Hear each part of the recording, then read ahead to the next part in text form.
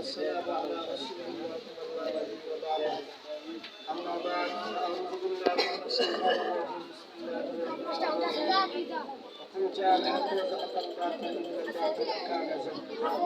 وقال رسول الله صلى الله عليه وسلم من جاء بما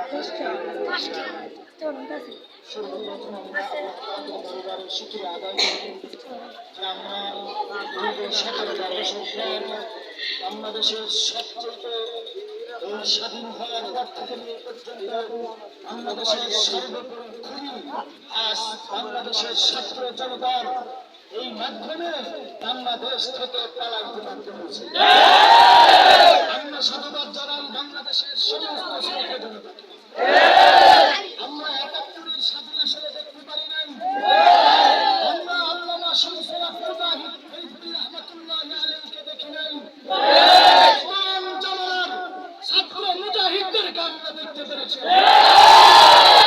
সুতরাং আমাদের এদেশে ইরশাদ যেমন ছাত্র আন্দোলনে পালাইতে বাধ্য হয়েছিল, ওই ছাত্র আন্দোলনে আমাদের বাংলাদেশের সবচেয়ে বড় খুনি পালাইতে বাধ্য হয়েছে। সারা বাংলাদেশের সমস্ত শাসক বর্গকে জানা দিতে চাই, বাংলাদেশে এই মুহূর্তে ইসলাম সরকার দরকার, যিনি সমস্ত মানুষের দুঃখের কথা বুঝবে, সেই শাসক গরিবের পাশে দাঁড়াবে। আমরা সকলেই জানি বিগত মাত্র 1-2 বছর হয়নি, আমরা সরকার থানার মানুষ ওরা কাঙ্ক্ষিত ভাবে একটা ঘটনা আমাদের সরকার থানায় ঘটিয়েছিল। সালতা থানার 5 শতাধিক মানুষ একদম খামাখা 1 বছর 8 মাস 1 মাস নির্মাণ ভাবে তারা জেল খেটেছিল। মানুষের 1 থেকে 2 লক্ষ 2.5 লক্ষ টাকা 5-10 লক্ষ টাকা খরচ হয়েছে। টাকার হিসাব দিতে হবে একমাত্র খুনি হাজিরা। এই জন্য আমরা সকল আল্লাহ পাকের কাছে শুকরিয়া আদায় করছি যে আমাদের আল্লাহ পাক রব্বুল আলামিন এই 2024 সালে বাংলাদেশ নতুন করে আবার স্বাধীন করেছে। আবু সাঈদের রক্তের বিনিময়ে 5 শতাধিক ছাত্রের রক্তের বিনিময়ে আমরা 2024 সালে এই 5ই আগস্টে আমরা স্বাধীন করতে পেরেছি।